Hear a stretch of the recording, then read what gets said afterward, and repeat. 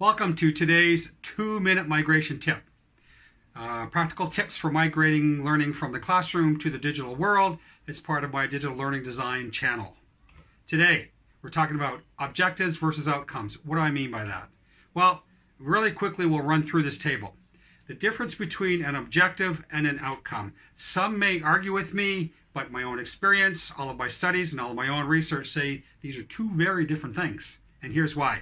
Well, you can see on the outcome side, the focus is very learner, the voice is very active, the measurement of how you know if you succeed is an observable action. Now, how do you do that online or from a distance? Either from what people are telling you, or from what they're sending in, or for what they're sharing with the rest of the group, right?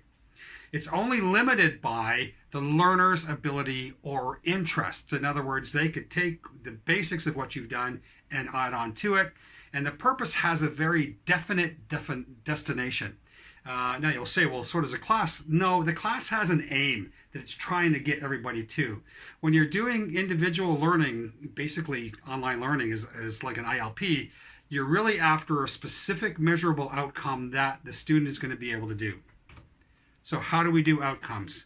Here's Bloom. And I'm going to just do a really quick thing on this. There's 3 kinds of outcomes that you should be worried or thinking about. Every course should have the cognitive and the affective, and then those that are more hands-on, everything from welding to camera to my course on how to use InDesign for educators has some sociomotor pieces to it. But the biggest mistake that most of us in classroom or online miss on is the affective. It is intensely important that you try and include some of these outcomes in your own thinking. Thank you so much for viewing. If you found it useful, please hit subscribe. Definitely leave a comment, especially if there's something you want me to address in this series. And by all means, please share these with your work or school colleagues. Have a great day.